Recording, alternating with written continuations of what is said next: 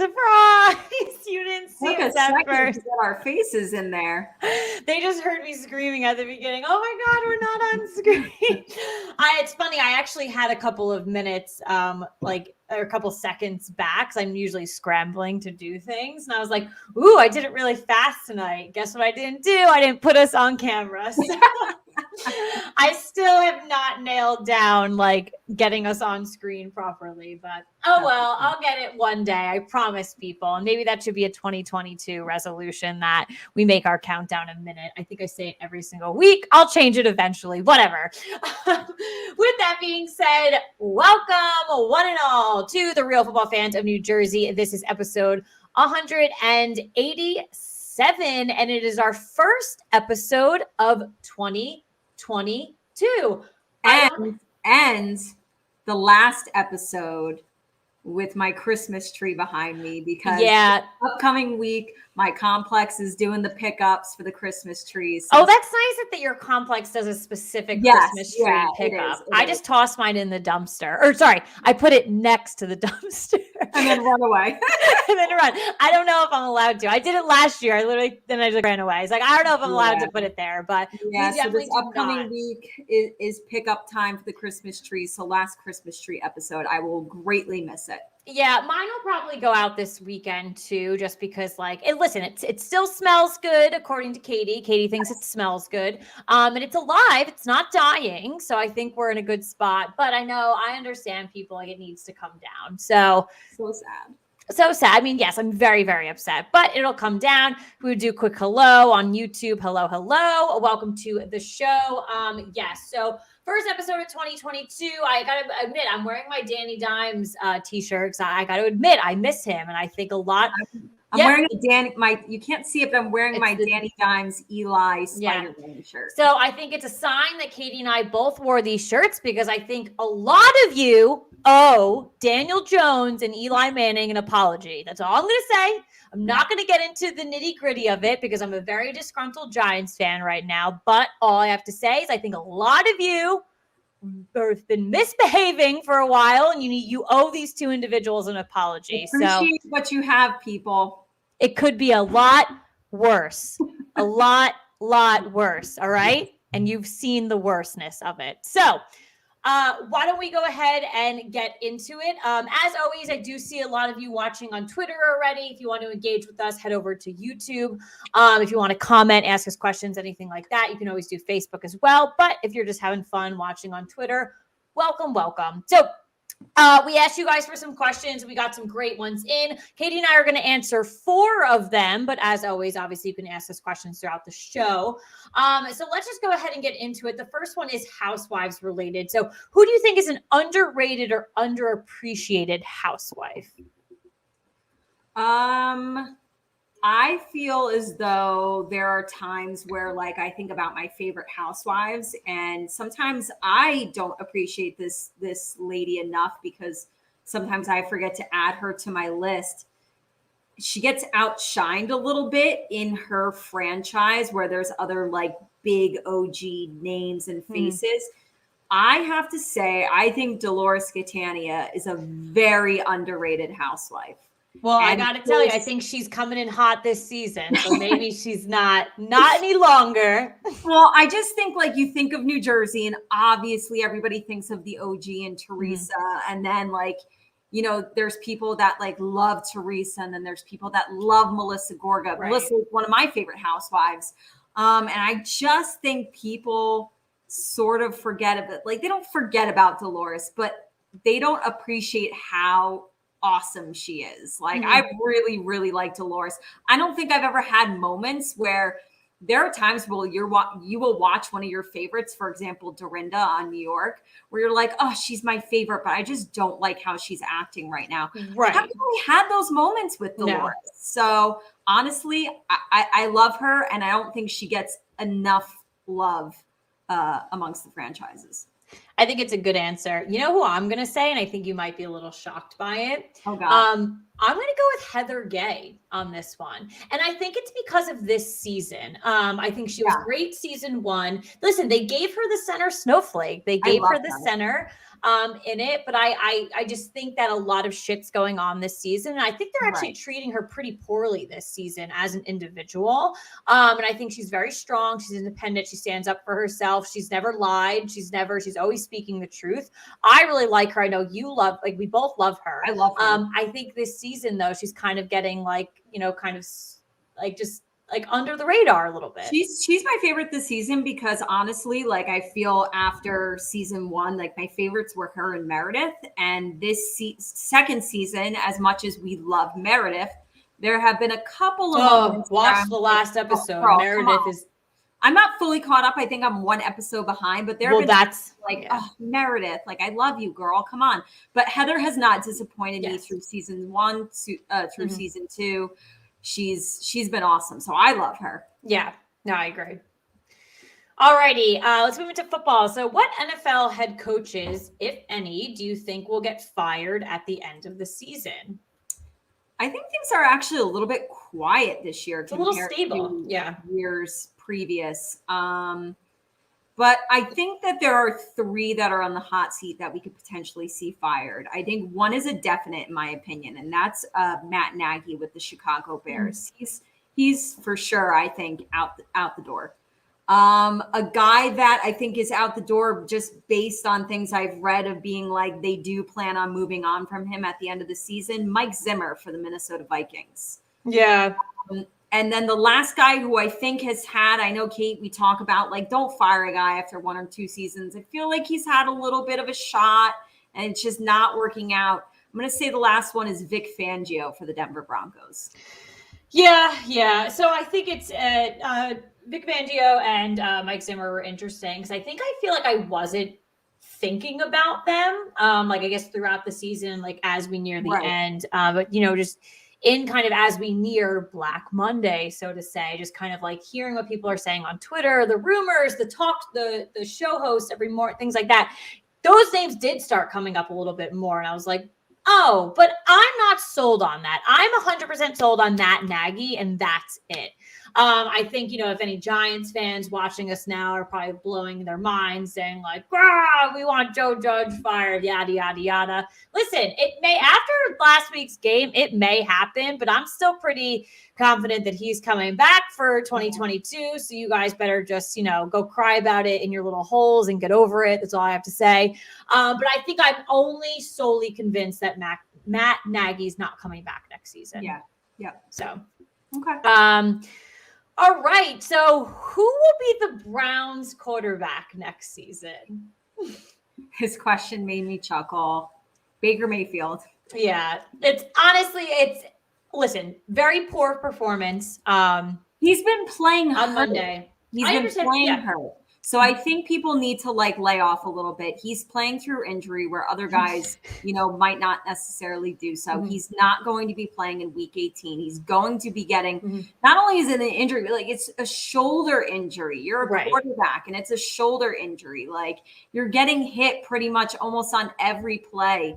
And you're throwing the ball almost every play. So I think people need to cut him some slack. I think we've seen Baker Mayfield's abilities, and yes, he hasn't been 100%, and he's the quarterback next year. It's going to be Baker Mayfield. I think they're going to have to, obviously, understand how much they want to pay him and all of those nitty gritty details and things. So who knows? Maybe Baker might decide to not be a part of the Browns organization, but then as a franchise, they will be going in on him and asking for him to come back. So in my opinion, definitely a Brown next season. He is your quarterback. And then the last question we got isn't really a question, but there's just a question mark behind it. And it was Antonio Brown to Dallas ? I mean, sure. You would hope and think that no team would try to go after Antonio Brown. But if you had to sit down and be like, okay, on one hand, name teams in this league that would still consider a player like that, and you come up with the Dallas Cowboys, the New York Jets, a bunch of teams that are just not afraid to be like, yeah, I'll give that controversial player a shot. We suck or we could use the help and let's just go for it. Right. So, but in more of a serious matter, I actually do think that, when Antonio Brown left the game, I think he was taking care of himself mentally. And then I think he came back. And I think what we're still seeing is like kind of I look at it in a sad way. I think this is somebody who's struggling mentally. And I think teams should leave him be to take care of himself off the field. Mm-hmm. Yep. I know there's definitely something wrong. So, yeah. But yep. So those were our questions. If you guys have any more, obviously, please go ahead and ask away. If you're on Facebook and YouTube, just go ahead and ask any questions in the comment section. If you're watching on Twitter, make sure you reply to the tweet so I can actually see it. So, but we will be more than happy to answer any other question you may have throughout the show. Absolutely.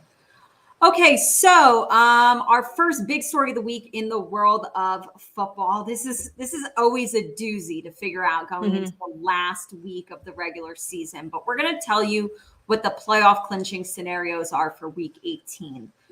These are definitely crucial to know if you are placing bets. You want to know what teams are fighting for what teams might be sitting starters, etc. I would hope and think most of you are done with your fantasy leagues. I don't like when they go into the last week. I lost, by the way.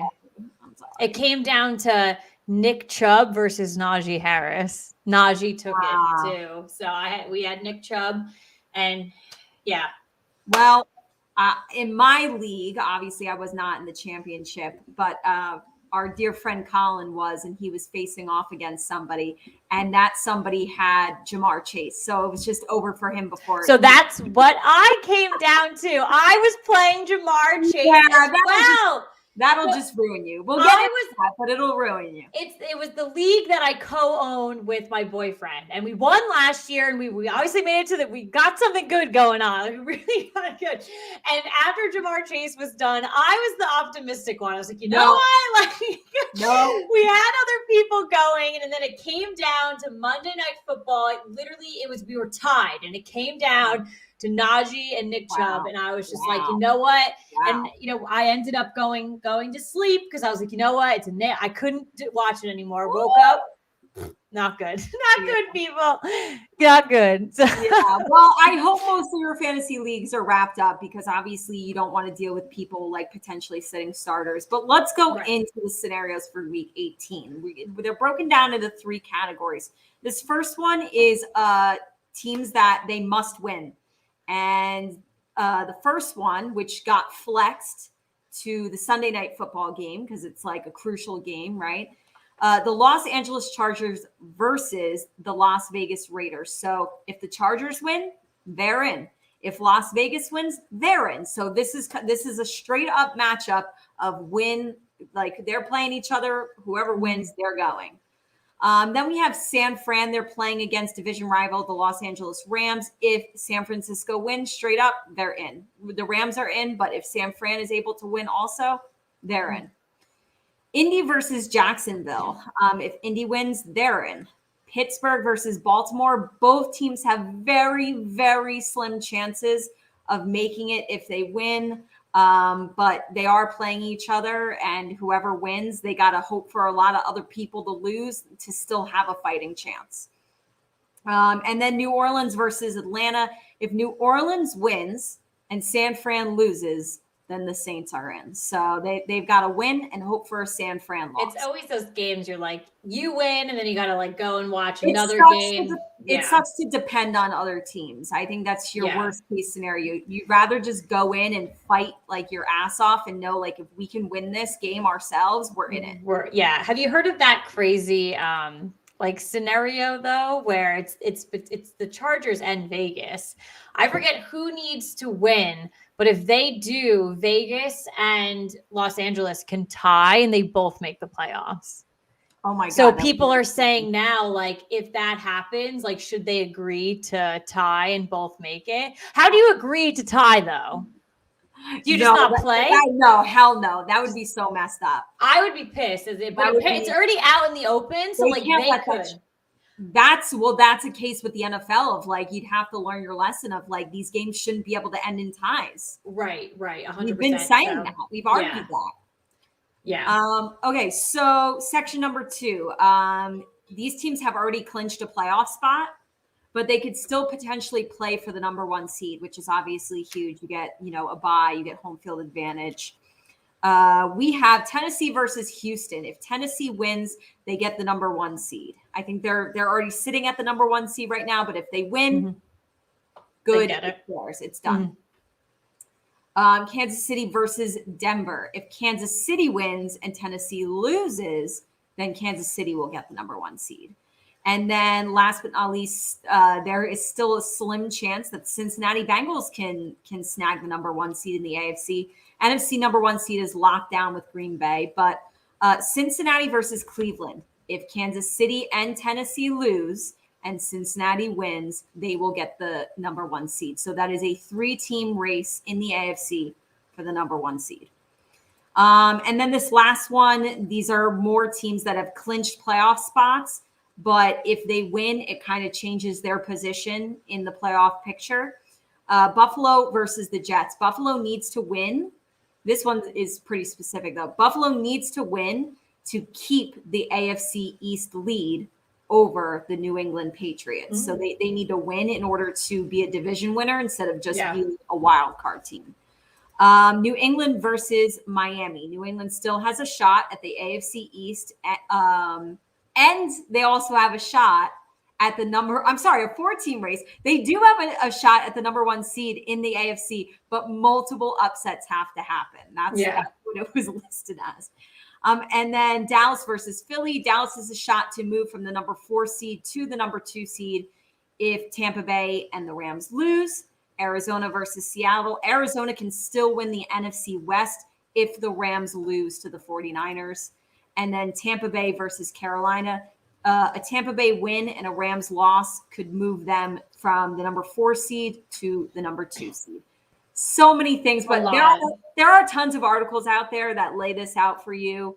And again, I think this is more so people who are picking games this weekend. You kind of want to know these things because they definitely factor in. Yeah. They factored in for my picks for week 18 for sure. Yeah. And it's just things you want to stay on top of if you're doing that. Absolutely. Well, listen, we're moving into the last, week of, the regular season, moving into playoffs, but some individuals, like probably a lot of Giants fans, have their head near the NFL, the draft for this year. So we do have a question on YouTube saying, what do you guys think the Giants should do with those first 2 draft picks? Listen, I'm being selfish here. I want 2 offensive linemen. That's it. Give me the best on the board. Give me your best lineman. That's it.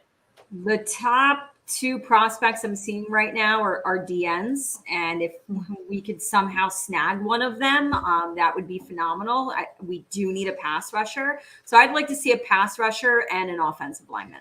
Listen, as much as I would love, we've been needing a pass rusher for a very long time, or just that more aggressive one to really go after, I want 2 offensive linemen. Our offensive line sucks and they act like they're, the blind and the deaf. Like, I don't know. It's just, they don't know what they're doing on the field. Like if I was 300 pounds, you could probably put me on the field. I would even take one for the team at my smallness and attempt to do something. Like our offensive line truly sucks. Andrew Thomas actually deserves a lot better.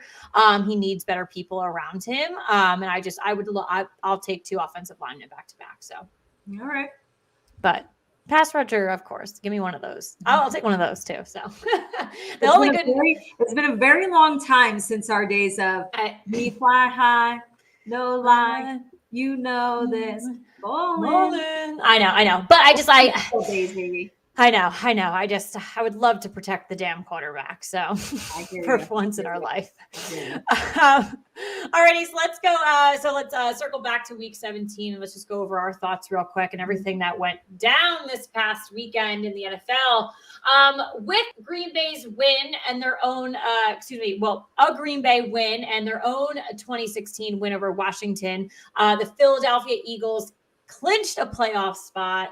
Blah, I know that was something. If you had asked me before the season started, or if you had told me before the season started that 2 teams from the NFC East We would laugh would in your be face. making the playoffs, Laugh in your face. I would keel over and die of that. I also picked Washington to win the division. So here I am. did pick Dallas. I did pick Dallas. But if you were to tell me that we would be sending 2 teams, I would never freaking believe you. I just listen, Philly and Dallas, you guys can be so happy, sitting pretty, going to the playoffs, but I just got to send you a fair warning. Both of you are going to have a hard time in that first round of the playoffs. So, and you know what? I hope in some magical way you're pinned up against each other and have to fight each other. And then one of you loses tremendously in the second round. So that's all I have to say there. So, Wow. so we obviously did speak about, a little bit about this earlier, but everyone saw the craziest thing to happen this past weekend. Well, actually a lot of crazy things happened, but one of the craziest things to happen was Antonio Brown storming off the field in Tampa Bay's 28-24 win over the New York Jets. Obviously, there's something going on there. He is. I've been saying this since day one, since a lot of this, shit has been going down. There is something wrong with him. There have been so many episodes where Katie and I have brought up scenarios and things like that. And to me, it's been stop playing football. You need to check yourself out. It's just bizarre. The things that are just not just this incident. Like you said, we've talked about it on the show before. Anytime there's crazy Antonio Brown news, we bring it up on the show. And there's definitely something wrong. And there's I look at it as it's a sad situation. Sad situation. I disagreed with Tampa picking him up. You guys can look back on the receipts because I said he does not need to focus on football. He needs to get his life sorted out. I don't care if he's living with Tom Brady or living with Bruce Arians himself. I don't care about that. That doesn't make your life better. Moving in with Tom Brady and being best friends with him, doesn't fix your noggin. People need to understand that brain injuries are way worse than chopping your arm off or breaking your leg or things like that. Your noggin is your noggin. This fuels everything in your entire body. So, and there is something wrong up there in Antonio Brown's noggin. So it's not okay. He needs to take a step back. He's been posting on social media every second since he's walked off that field. He's got to get off social media. He's got to do something. You have a family. Figure it out. And just, you're right. It's a sad situation. You just don't want to see it. And I don't want any NFL team going after him. I don't even want you thinking about going after him. So that's that. Tennessee clinched the AFC South for the second season with a 34-3 win over Miami. Miami did absolutely nothing in that game, coming off their 7 But that's the thing to me is we kept I kept it in the back of my mind. I understood that Miami was on this streak, but I felt like they weren't playing anybody that was good. And now here they are. They play someone who's and also I know that Tennessee holds the number 1 seed right now. I don't look at Tennessee as a number 1 seed. I don't look Derrick Henry's coming back for the playoffs. That's great. I don't look at them as a crazy threatening team. I look at them as a beatable team, but they do hold the number 1 seed. They are pretty decent, and they go out and they absolutely smack Miami. Literally. So I wasn't sold on this team. I appreciate what they did. Right. Regardless of if you play easy opponents, it's hard to win that many in a row. So kudos to them. Mm-hmm. But I was waiting for them to actually play the opponent. Yeah. No, for sure. So New England clinched a playoff spot with a 50-10 blowout over the Jacksonville Jaguars. Oh, baby. Whoo. They just really, I got to tell you, Mac Jones in this offense, I'm really digging it. I would have not thought, though, that offense could put up 50 points. That's crazy. Yeah, so I'm really, and I'm very, one of the potential matchups I saw is them facing Buffalo in the first round. Listen, that's you'd love to see it. You'd love to see it. That would be a very interesting game. Yeah, I think with what I've seen with if it the playoffs were to happen today, the entire landscape actually looks pretty good. We're getting some new teams into the mix, maybe some teams we haven't seen in a couple of years, and it looks good. I'm not going to bother to look because it could totally change. So I get excited about certain matchups, and then they're just don't happen. But I can't wait to see what this playoff picture is because it is, regardless of what it's going to be good. And Right. I'm ready for the playoffs this year. I can't wait for playoff football. Absolutely. So Cincinnati clinched the AFC North for the first time since 2015 with a 34-31 win over Kansas City. What a Huge phenomenal game. At home, clinching it for the first time in however many years. That was a huge statement game. And it was another insane performance by Joe Burrow. He is honestly having a phenomenal season. The kid is legit. And let's not forget to talk about wide receiver Jamar Chase. We are having an LSU reunion in Cincinnati. He had 266 receiving yards and 3 touchdowns. Holy guacamole. Like, let's talk about the Cincinnati Bengals team. Let's talk about my number 2 team, people. You guys know I like the Cincinnati Bengals. That's some scary stuff. They have a connection, and we're seeing this more and more, like with like a lot of these quarterbacks, wide receivers, running backs. We see it in Miami with Tua, Jalen Waddle. We're seeing it now in Philly with Jalen Hurts and Devontae Smith. They make these connections in college. Now they're transferring over into the NFL. But I was just gonna say, those 2 guys that you mentioned, right? Devontae Smith and Jalen Waddle, right? And then you have Jamar Chase. And this past draft was like, which one do you want? Who are we gonna go for? What order are they gonna go in? And now it's like, it makes complete and utter sense why this was the perfect thing for the Bengals to go with Jamar Chase, because those 2, him and Joe Burrow, already have that. They're not skipping a beat. And it's like, it's a beautiful thing to see across the NFL, in my opinion. Unbelievable that they were able to get those 2 players in back-to-back drafts and bring them back together, and for them to actually be producing at that, probably overproducing what they even expected they could do, honestly. Yeah. So what a phenomenal game. And like you had said, like, shout out to Cincinnati, like such a statement game to come out, get the, I'm tripping over my words right now, get the AFC North, and against Kansas City, a really good team in the AFC with you. And you just came out and you were like, you know what? It was a neck and neck game. You won 34-31. Absolutely love that for sure. Right. So Green Bay clinched the number 1 seed and home field advantage in the NFC with a 37-10 win over Minnesota.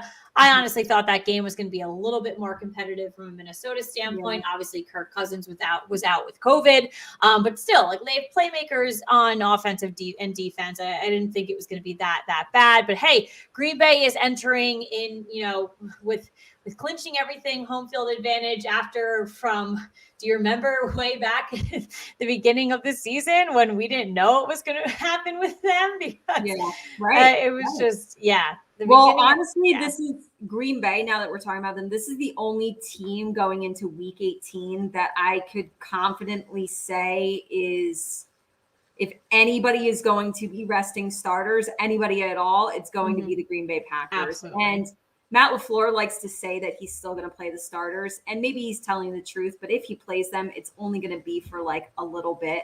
Yeah. And there's still no reason to. But so if anybody's going to be resting players, like, keep in mind, Green Bay is going to be playing Detroit. So you ask yourself, sort of, when you're making these picks, like, would the Green Bay backups beat the Detroit starters? That's what I asked myself when making the picks.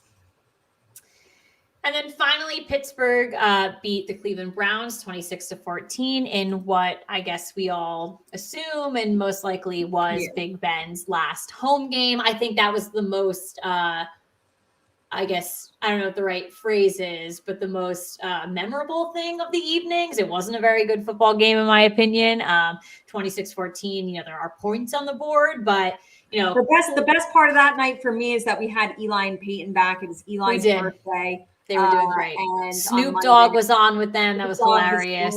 And I had a fun time watching it through that because honestly, the game was a snooze fest. Such a snooze fest. You could even see it in Peyton Manning's eyes that, the Browns offense had no idea what they were doing. They weren't using Nick Chubb. Guys, I needed you to use him. But he was obviously getting very frustrated. They were just kind of slashing the, kind of both offenses, really. I think that the highlights of the evening were that it was Big Ben's last game. And I don't mean that in a negative way, highlight. I mean, it was a highlight for Steelers fans coming together and celebrating a quarterback who they've had for a very long time, obviously. And it's our Eli Manning. So right. I get the sentimental value. And then also too, I loved Najee Harris stiff arm someone. It was really funny. So that was also a highlight of the game. But I mean, I didn't want him to do that because I didn't want him to get points. But I do love Najee. Obviously, he's a Bama boy. So that was one of the highlights there. But another big weekend. This was an eventful week 17. It really was. It really was. So and it was honestly, I look at week 18 almost as like an additional round of playoffs because with all those clinching scenarios that we talked about, like all of these games are big games. Right. So I think week 18 is just like, and especially because we're going to get the 2 games on Saturday, it's just like, it feels like playoff football already. Absolutely. So speaking of week 18 and all these crazy games we got, let's get into our week 18 picks plus 1 lock and 1 upset. These are not based on any stat lines, any numbers, anything like that. These are just straight pick'ems for Caitlin and I. So whether or not you want to take our advice is up to you. Caitlin, if you do win money though on our advice, we want some. Yes. That's all we have to say. Please, send it over. Caitlin, why don't you kick it off first and let everybody know who you are taking for week 18.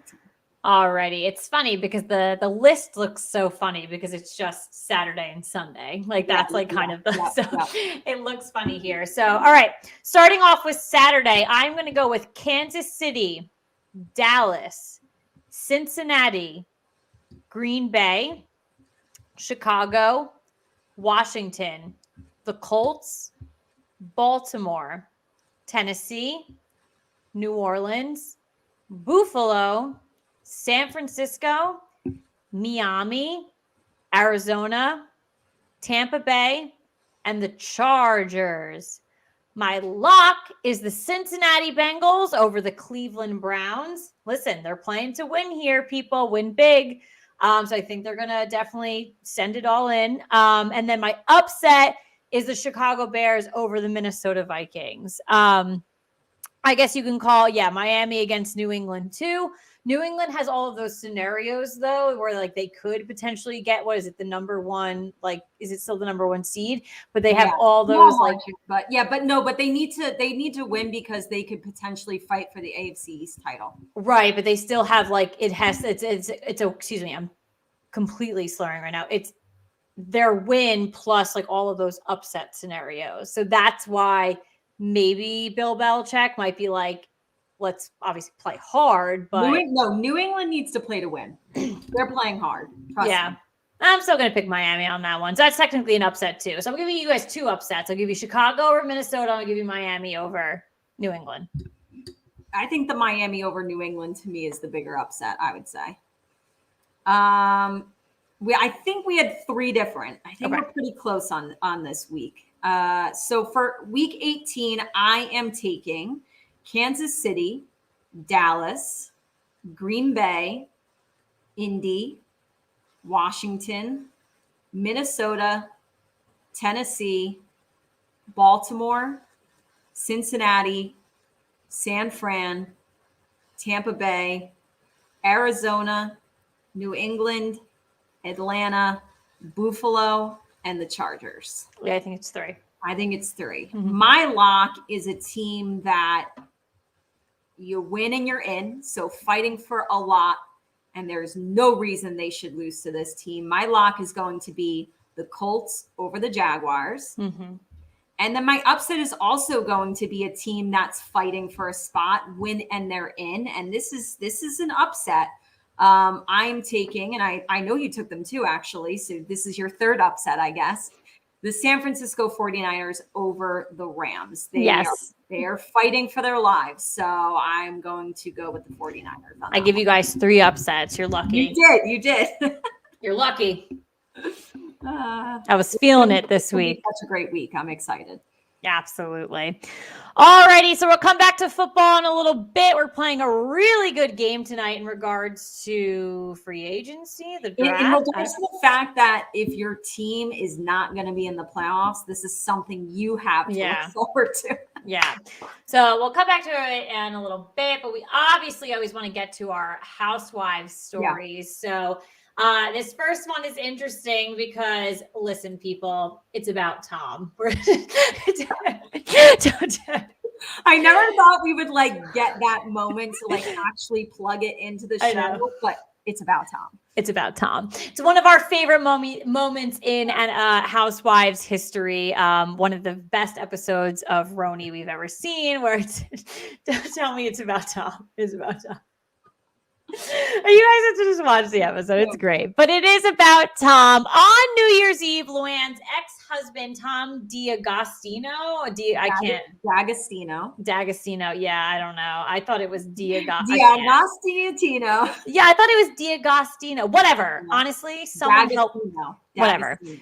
Got engaged to his girlfriend of 4 years. So it's wild that it's been 4 years already. I know. I didn't know he had a long-term girlfriend. I know. She looks his age, though. Thank God. Let me just give this to Luann.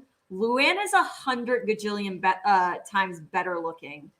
Well, I think when it comes to housewives, we don't realize how young they look because of probably all the work. This lady actually looks like her age. Well, I'll just put it this way. When I was ooh, what does his fiance look like? Because I didn't know he had a long-term girlfriend.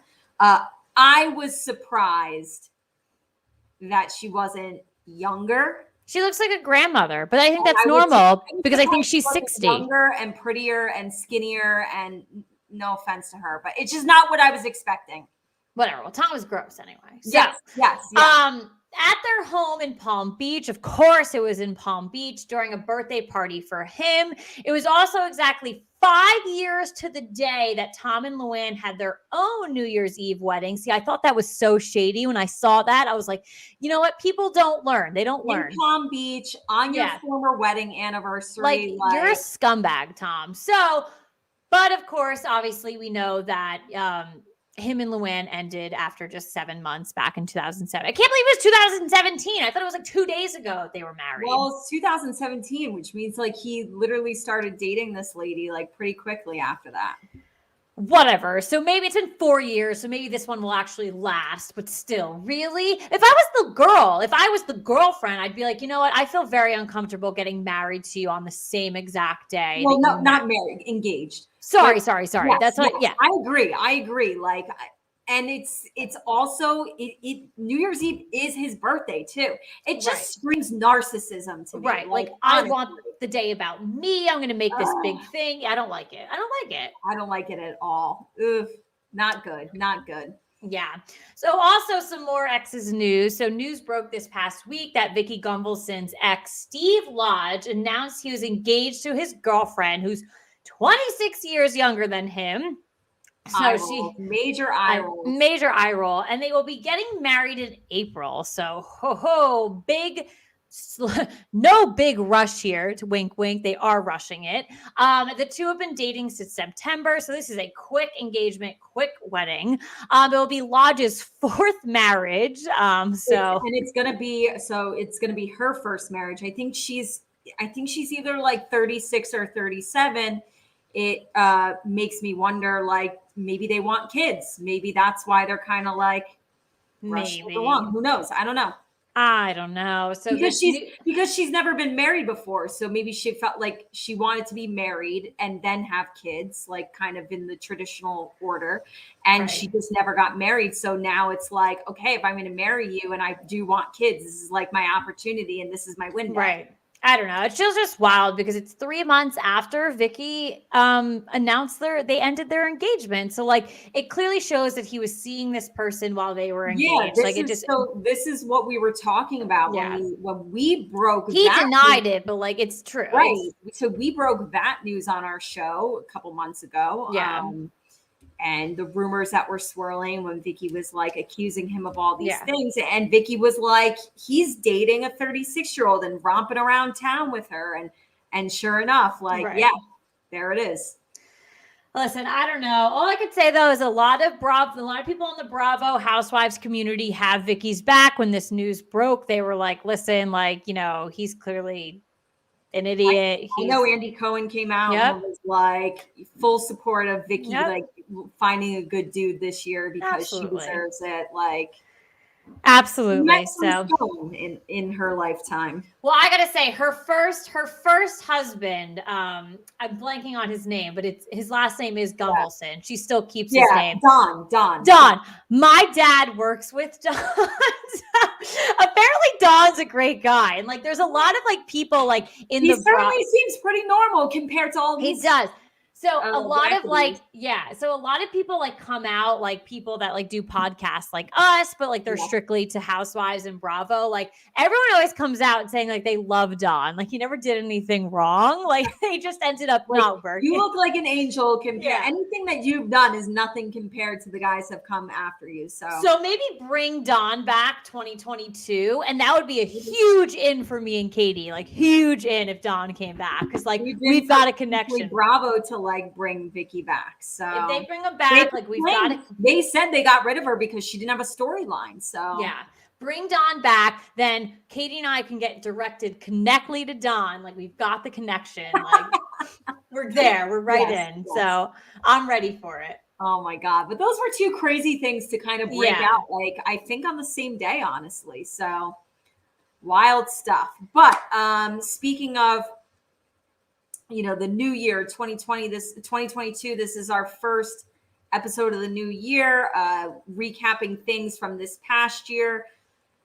We do have, where are we at? So in celebration of the new year, one of my favorite websites, we get a lot of our stories and news, breaking news from this website, all about therealhousewives.com, all about TRH.com. They wrote an article listing their personal best Bravo moments of 2021. So we're going to give you the list, and Caitlin and I are just going to, there's a lot of good ones to choose from, but we're going to give our favorite from this list. So it makes you realize a lot of crazy stuff happened this past year in the world of Housewives. So they kick it off with, they felt there was amazing drama, both in the Real Housewives of Beverly Hills and amazing drama this year from the Real Housewives of Potomac. They mentioned Kelly Dodd being fired from Real Housewives of Orange County. 2 Real Housewives tell-all books being released. I did read one of them. We talked about the other one. I still need to read the first one. Yeah, yep. I need to read both of them, regardless. I heard the other one's good, the one I didn't read. So definitely get those. Tom Girardi and Erica Jane's divorce and their legal drama, of course. That was one of the big, big things that happened this year. Heather Dubrow's return to the Real Housewives of Orange County. I know that's top of Caitlin's list. We then had more legal drama. Jen Shaw getting arrested. We had the Real Housewives Ultimate Girls Trip being released on Peacock. That was big Housewives news. Finally, doing a crossover, getting all of our favorites together for the first time. We had Kathy Hilton join the Real Housewives of Beverly Hills, who quickly became a favorite.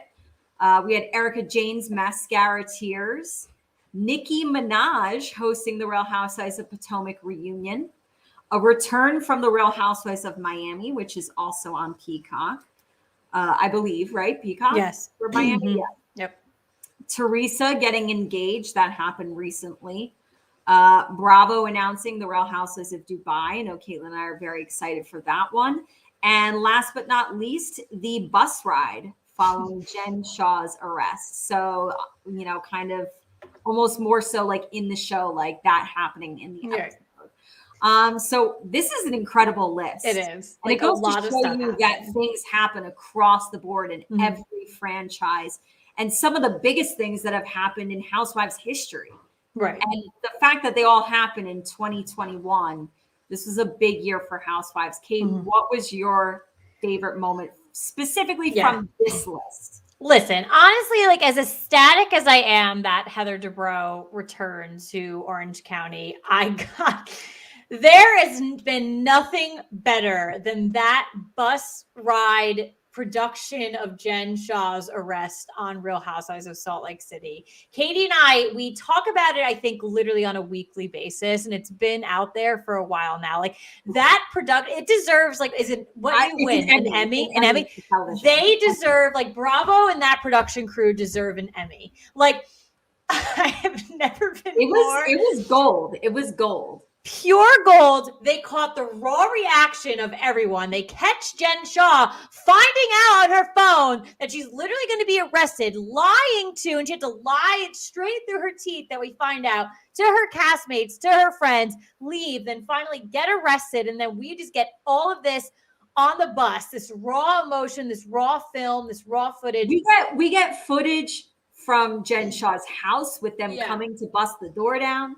We've got the ladies footage. We've got the Jen Shah footage. We've got it all. We've got, the husband's reaction, all of it. Incredible. Like, I got to tell you, like, Bravo, like, kind of like, these are amazing moments, this list. And like, I think there's actually a lot to complain about Bravo this past year. Like, there's been a lot of like stuff with the franchises, the people, like, that we could definitely complain about for sure. But like, I got to tell you, this production for, Salt Lake City, they really saved a lot of people's asses, in my opinion, when it comes to Bravo and the Housewives. Like, they put on a damn show. Well, you know what? And by the way, this is my favorite from the list as well. And they knew they had gold when they decided that they were going to drop their trailer and they were going to give us like, they gave it to us, 2-minute chunk of this moment. And it just leaves you like jaw literally on the floor, hook to your core. I'm rhyming. No, it was like a cinematic experience. Like, it was like you knew, and when this story broke in real time that Jen Shah was being arrested, and you were reading all the articles, you knew that like they were filming and they were with the women and they were about to go on this trip, and to see it actually on TV and to see it with your own eyes going down was like an experience that it's Housewives gold. It will go down in Housewives. Nothing like that has ever happened in Housewives history. And like, don't even try to top it. The thing with Bravo is like, of course, like there are months when they're not filming these ladies and some big things happen. And that it just is what it is. Like, you wish you can have some of those things on camera, but that's life. The fact that they kind of like stumbled on this moment, but then they were able to edit it like too in a way that it was just like, wow, we got this footage and now we're going to spin it into gold. Like they did that. So unbelievable job. So good. Just so good. Well, like, I like watch that episode like years down the road. Honestly, it's one of those ones that they'll like replay and you'll come just back. That one scene. Like, they don't even have to play the whole episode. Just play that one scene. Like, so good. So good. Oh, but a lot of good stuff happened. So this many, year. like when you really like break it down like that, you read that list, it's like, wow, it was a big Housewives year. Yeah, definitely. All righty. Well, as big of a Housewives year it was a big NFL year too. Yeah. And like I had said before, some people might be jumping to the draft, but we kind of want to pull you guys back a little bit and say, listen, forget the draft. And remember that we have free agency and we've got a ton of free agents. So that is our game tonight. So it is called Forget the Draft and remember these free agents. So we did play this game this time last year and we're going to play it again. So the regular season is coming to a close this weekend. Several teams did not make the postseason. They're going to look to the draft. All of us are going to be start mock drafting and all this stuff, but like, let's take a look at, our 2022 free agents. We're going to go through each position and we're going to give you our top 3 available. Well, not all positions, my apologies. We're going to give you our top 3 picks for quarterback, running back, wide receiver, tight end, offensive lineman, defensive lineman, linebacker, corner/safety, and kicker. So go through those, give you our 3. Out of the agents that are available, and again, there's a lot of names on the board. So there's a lot of positions in the draft this year that are maybe not so great. So we definitely got to look at this list, analyze it a little bit. So let's just go through them one by one. I will openly admit mine are not in order. I just put the 3 that like I thought were worth I put mentioning. So mine in order. okay, I did not. So being very open and honest about that for sure. All right. So why don't we go ahead into it and let's start with quarterbacks. Worst year to need a quarterback, both in the free agency world and in the draft. I don't like the draft class coming in. I don't like these free agents. It's why when people ask me, should Daniel Jones be our quarterback next year? Hell yes, yeah. because the other options are not too hot. So with that being said, in order, my top 3 quarterback free agents, I'm going number 1, I'm going Denver's Teddy Bridgewater. Number 2, I'm going to go with New Orleans' Jameis Winston. And number 3, I'm going to go with Houston's Tyrod Taylor. So to me, you can make an argument for Teddy Bridgewater. The other 2, like, and these guys are like, they're backups to me. These are not starting quarterbacks that you want long-term. Yeah. So we have one of the same. So, while I do think Jameis Winston and Tyrod Taylor are good picks, you know, Tyrod Taylor is like the most injury prone person, I think, whether it's his fault or not. So I was a little like weary picking him. I'm going with Teddy Bridgewater, Jacoby Brissett, and Marcus Mariota. I'm a huge Marcus Mariota fan. Like I always have been. I feel like it's been too long now. I feel like the window has passed. 1 season or 2? Was it 2 seasons? I guess. Yeah, I don't know. It feels like centuries, honestly. But I guess it's because he's on a team now that hasn't like Derek Carr hasn't gone out, and they kind of used him this season. Yeah, no, I know. So long. I don't know what he's got anymore. I really don't know. Yeah, but he's the type of guy though that I'd still like. I didn't want Tennessee to get rid of him. I disagreed with that. Yeah, I think there's still something there probably, but you're right with like the starting aspect. Like, yeah, I get it. Yeah. All right, let's go with running backs. Oh my God, you could totally make arguments for the order of mine. Like you could totally switch these guys around because I think running back is actually a pretty strong position for free agencies. There's a lot of people on this list. I thought there were a lot of really good players. So if your team needs a running back, I would say potentially stay away from the draft and go after some of these free agents. Number 1, I just love the fact that this guy is just as big of a threat in the receiving game as he is in the running game. He's really proven himself this year to be an RB1, and that's Arizona's James Conner. Number 2, I'm going to go with Tampa Bay's Leonard Fournette. And number 3, I'm going to go with Denver's Melvin Gordon. All right, so we have 2 of the same for this one. So I also went with James Conner. Agree with everything that you said. I love his transition to Arizona. Yeah. I think he's probably the best fit in Arizona. I don't think Arizona's going to let him go. So I picked Leonard Fournette as well. And sorry if I butcher this last guy's name, and I apologize.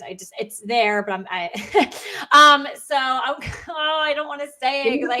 Give me the first name. I know it's Cordarrelle Patterson. I know. Like the thing that bothers me the most with the name thing, people, is that it's not that I have no idea who this player is. I know everything about this player. I know everything. And like when I see their face on TV, it like flashes in my brain. But for some reason, when it tries to come out of my mouth, like I can't. So I'm just going to call him Patterson here because I'm tired of like fumbling over my words. He was actually on a lot of lists for Pro Bowl snubs. He's done a lot with Atlanta this year. And listen, it's a team that so many question marks of what are you doing with your players? We'd ask, what are they doing with Kyle Pitts all season? If you're going to have a player that actually put up numbers on a pretty bad team, I think he can go to a team that has a solid offense. They have a solid offensive line, and he can put up numbers for you. So I think he's a good name on this free agency list. And again, the running back list is actually like, I know we joke a lot that there's not a lot of good running backs. This free agency list of running backs is pretty deep, shockingly. So again, definitely, if you need one, definitely look at the free agency list on this. Absolutely. All right, let's go to wide receivers.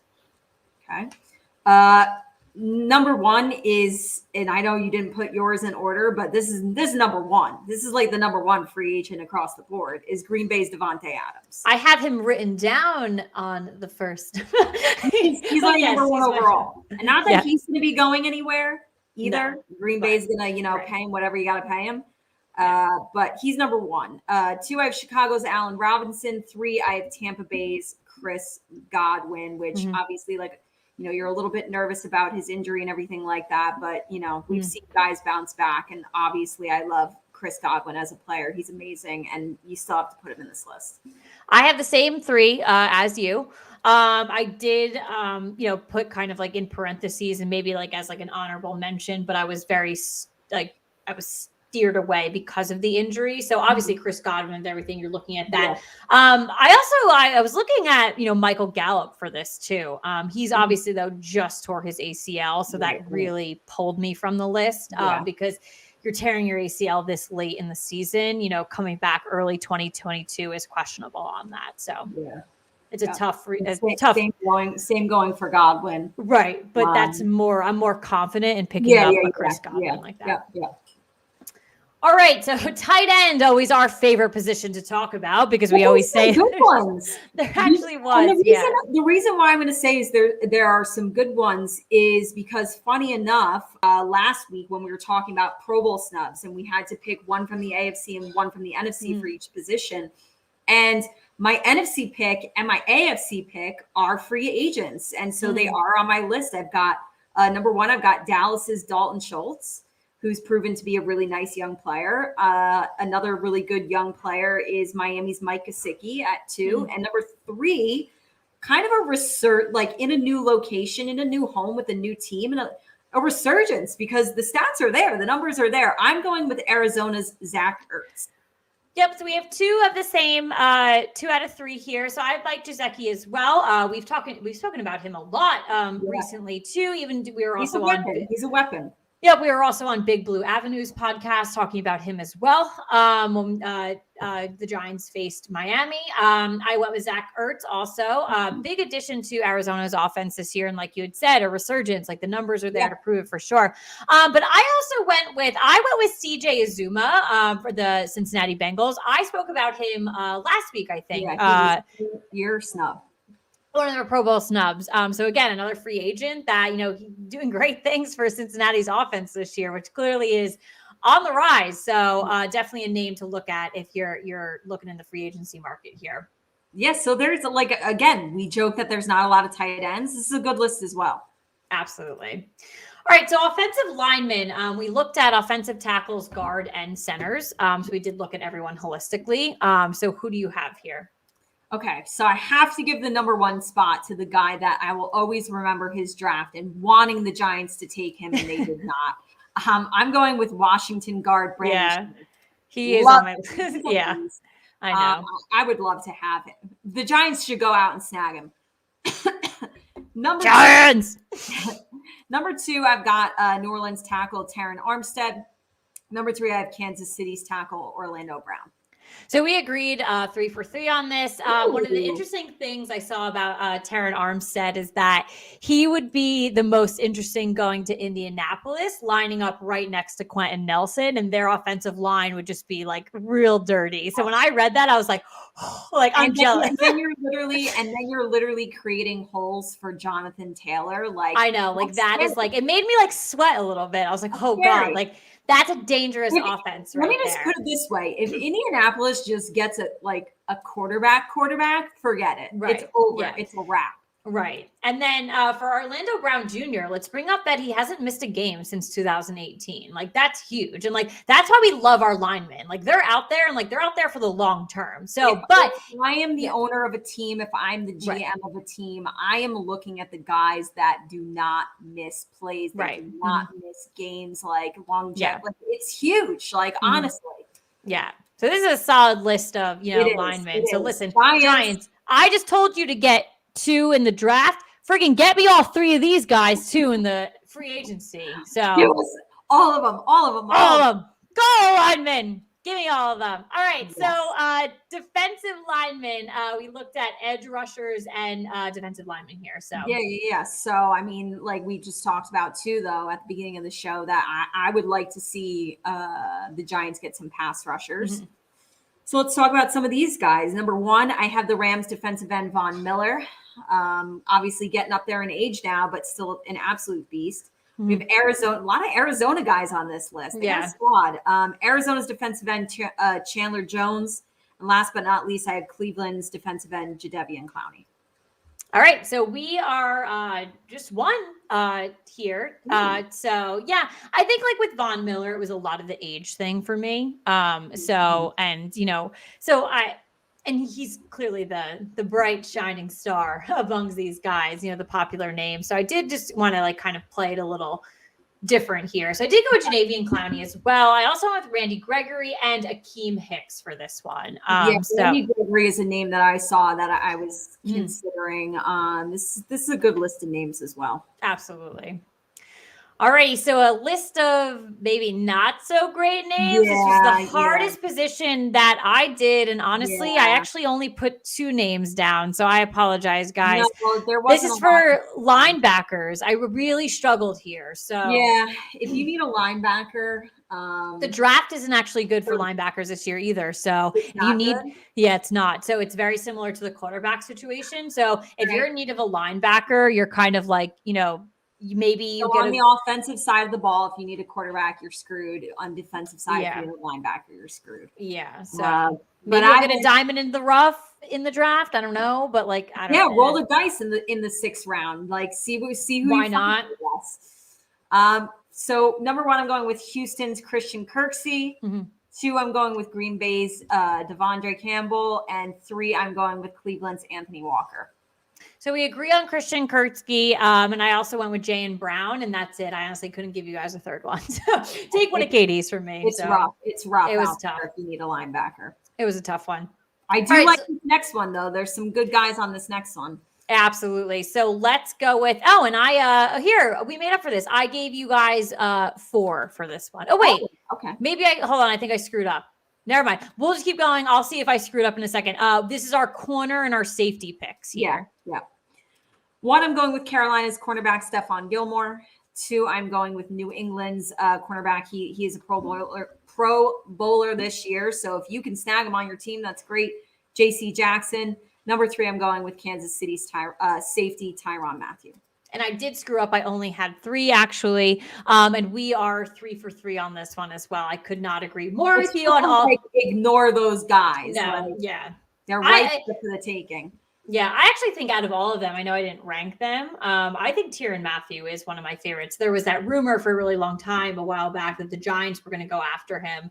And I wanted to. I love him as a player. I think leader, playmaker. I like him. He is very good leader. Always stands out on the field. I think he's great off the field too. I really like him as a player. So I wish those rumors came true back in the day. Well, to be honest with you, so speaking draft wise, because as a Giants fan, I'm already reading mock drafts for everybody. I'm doing the homework. Thank you. And I am seeing a lot of picks. I know we want DNs, we want offensive linemen. I'm seeing a lot of Kyle Hamilton, safety from Notre Dame. And the reason being is people don't think that they're going to bring back Jabril Peppers, just like based on contract, like money wise.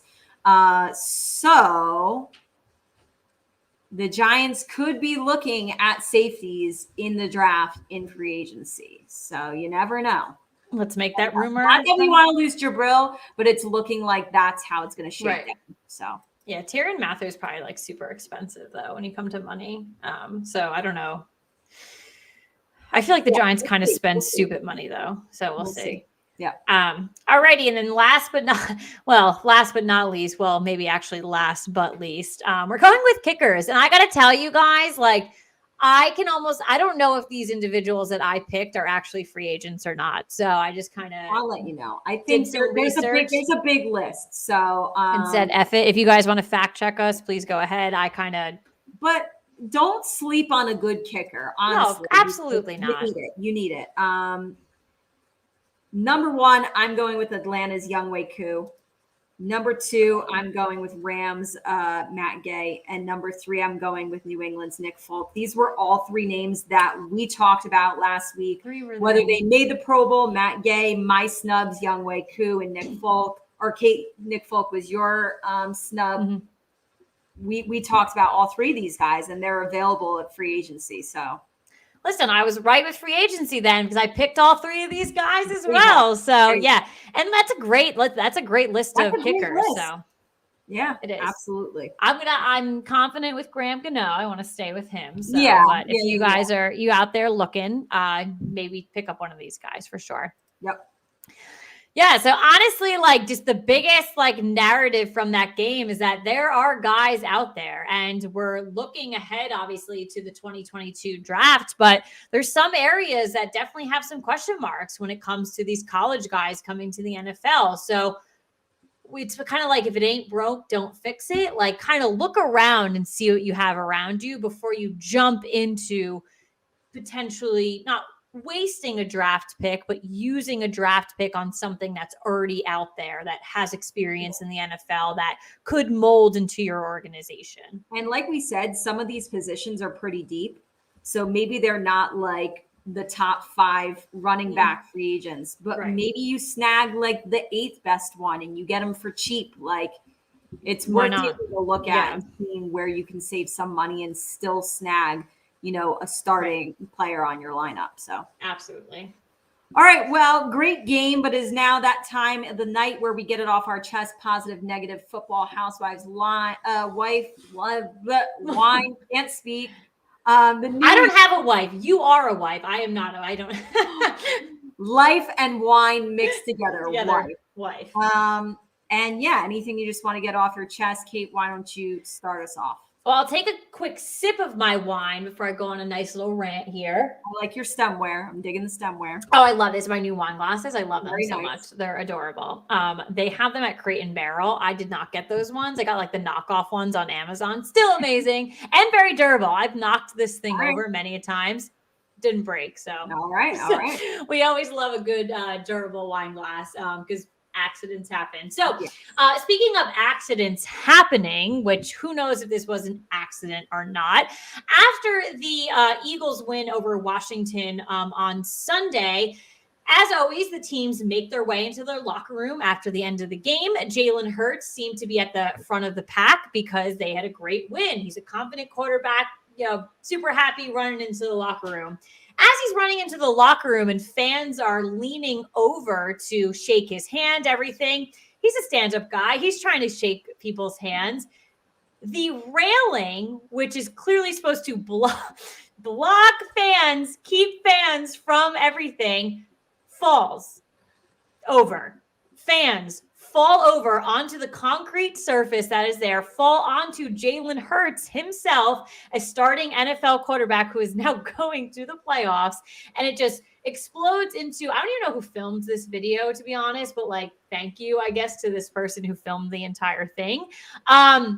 So it's actually a very scary video, to be honest. There's a video from earlier in the year from an actual high school, New Jersey high school game where the stands like collapse. So anything like this is very terrifying. So you're at a game, you're kind of, in the moment, you're excited. Of course, if you're that close to like a quarterback like Jalen Hurts, and they're all Eagles fans, they're going to lean over. They're going to try to think. So it's at Washington Football Stadium, completely breaks, leans over. I would say 6 people fell over onto Jalen Hurts. The barrier completely breaks, whatever. Video's out 5 minutes long. You don't even see personnel from Washington, like security, anything like that. The guys in the yellow jackets that everyone likes to say show up until like literally 5 minutes in. So you see just Jalen Hurts there by himself, like trying to, first of all, help people up. That's the first thing he did. He like lifted people off the ground. Like, are you okay? Like you hear him saying like that. People are saying, yeah, but then they're so excited because they're right next to Jalen. So they're freaking out. And he's like very cool, calm and collected, like high-fiving people, like still trying to like physically help people. And isn't really like doing anything, whatnot. So what's most shocking and surprising is that what's come out after the matter that apparently Washington, the organization, no medical attention was given to these individuals. one of the people actually hits his head very hard in the video, and you can see it to where like his neck like literally snapped, and it's very scary, this video. No medical attention given to them, no like accident report, no one was interviewed, no one was questioned, things like that. Nothing that happened. A barrier between fans and players broke easily. Like, you're literally, everyone always jumps on things and do things like that. It easily broke. Like, these people were not really pushing on it, completely fell over. So none of that happened or whatever. So honestly, like, and you even have Jalen Hurts writes a letter to the Washington football team explaining how he looked cool, calm, and collective in that video, but he was terrified, like literally bone deep terrified that someone could have died, he could have died, anything could have happened, and nothing was really done about it. And he demanded that they take action and they, address the issue, they fix the issue, things like that. So shout out to Jalen Hurts. Like, I do love him. I think he acted, perfectly in the situation, acted perfectly afterwards, addressing it and going to Washington and actually voicing his opinion on it. But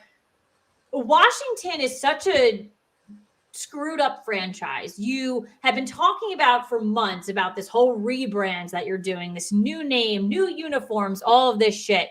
This week, all you're talking about is that you have a new name coming on February 2nd. Here's our new jerseys, but we're going to like tease you guys on it, which is already out there. They already blew it by accident.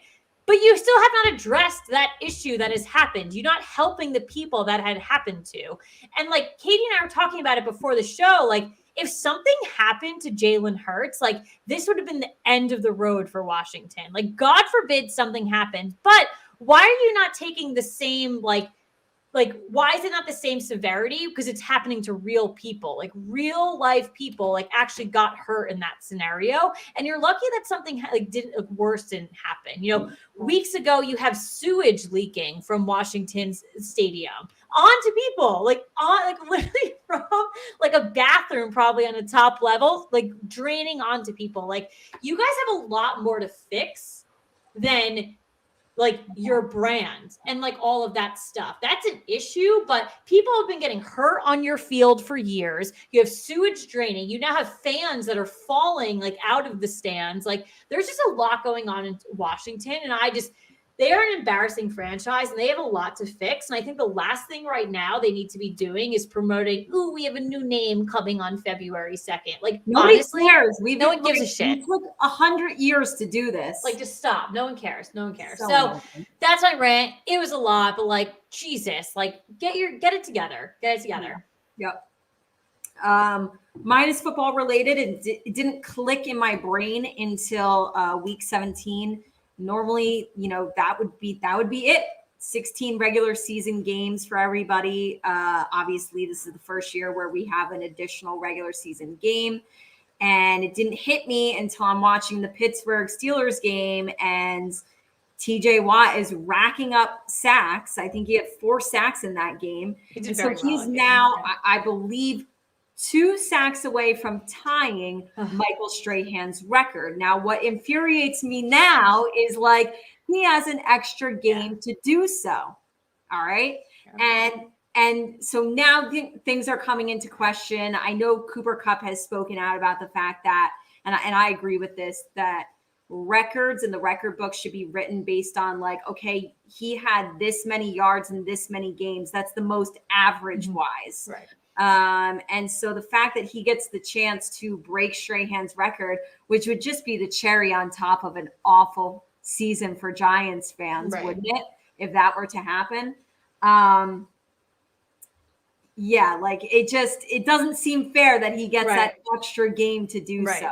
So it didn't hit me until last week when I was watching that game. And for that reason and that reason alone, I've decided that I'm not a fan of this extra regular season game that we're getting. At first, it didn't bother me. It felt like it didn't matter either way. Didn't really care, except for the fact that now, like, the records are different. Like, we don't have a 10-16, 7-19. And now I have to learn like the new totals. But now I'm annoyed at the fact that all of these guys that are playing in the league now should be able to break a bunch of these records to get another game to do it. And I don't like it. So, yeah. we'll see how that factors in. I don't know if they'll address that in any kind of way, but I swear to God, if somebody is going to think about how many seasons we've had since Michael Strahan had that record. I know how many close calls we've had that if guys were to just get an extra game, they would have beaten it. It would have been done a long time ago. So I know. And it's something like you're absolutely correct. It's something that like I have not even remotely thought about in this past year. Like it's not adding, that's not the first thing. It didn't really matter. We were like, all right, whatever. No, not at all. So I 100% agree with you. And I think it's definitely on the table of discussion. Like it's definitely out there since like guys like Cooper Kupp like are addressing it. And I think what he like says is completely right. Like they should look at it like that. So I think it's more so, and this is what I hate, like a lot of it's not just the NFL. Like you can look in the business world, you can look at any type of company. As soon as something happens, like they're too reactive to things. Like they're not proactive. So the NFL might have not have really thought about that when they added another game on. But now that like say it does happen this weekend, like the NFL is going to like face so much backlash because it's not just like Giants fans. Like Michael Strahan's like a fan of many, many people, and he clearly has that record and owns it. Like that's going to be a complete backlash on a lot of things. So, well, I think the thing is like Cooper Kupp is on track to potentially break a record, and he came out himself, and I think he was saying like, I don't want to break a record that way, where I had an extra game to do it. Like, that's how you want to break someone's record. You're technically not breaking it, right? Like I wouldn't want to do it that way. So. So let's hope that the NFL has something in place so they will save their asses and they'll make a lot of people less angry in the future. But we'll definitely see about that. But definitely something interesting to think about for sure. Yeah. All righty, so that wraps up this episode of the Real Football Fans in New Jersey. As always, we want to make sure you guys are keeping an eye out for a couple of things. Real Housewives of Orange County is on tonight at 9 p.m. Eastern. This is Wednesday if you guys are watching us live right now. Real Housewives of Atlanta is on Sundays at 8 p.m. and Salt Lake City is on Sundays at 9 p.m. For the NFL this week, we do not have Thursday night football. We also don't have Monday night football, so we just have Saturday and Sunday for you. Saturday is a doubleheader. You have Kansas City at Denver at 4:30 and Dallas at Philadelphia at 8:15. And then Sunday night football is the Chargers and at the Las Vegas Raiders. And there's also obviously that huge Sunday slate. So check that out as well. And then on Monday night, you have the College Football Championship. And we will see how my football season in general wraps up on Monday night because the Giants suck. I lost in fantasy in 3 leagues. I lost in fantasy, but it all wraps up Monday night for me, baby. We have college football, the national championship. You have number 1 Alabama versus number 3 Georgia. It's on Monday night at 8 p.m. I am mentally there already. I'm so excited for it. And I called this. It was going to be a matchup of the Iron Bowl, and it is. Shout out to Alabama for completely stomping out Cincinnati. And listen, I'll give credit to where credit is due. Shout out to Georgia for completely stomping out Michigan. So we're back to back and it's 1-2 again. So we'll see what happens. I'm hoping for a good game, and I'm also hoping for the next national title for Alabama. So with that being said, have a good night, everyone. Thank you, as always, for joining us. Roll Tide. Good luck to all of your teams this weekend. If you're still in playoff contention, good luck to you. I'm over it because I'm a disgruntled Giants fan. But if you are working for it, good luck to your teams. I'm looking forward to the playoffs, as Katie is as well. But yeah, we will see you guys next week. We'll have a lot to talk about next Wednesday, but thank you guys as always for joining us. Good night. Good night.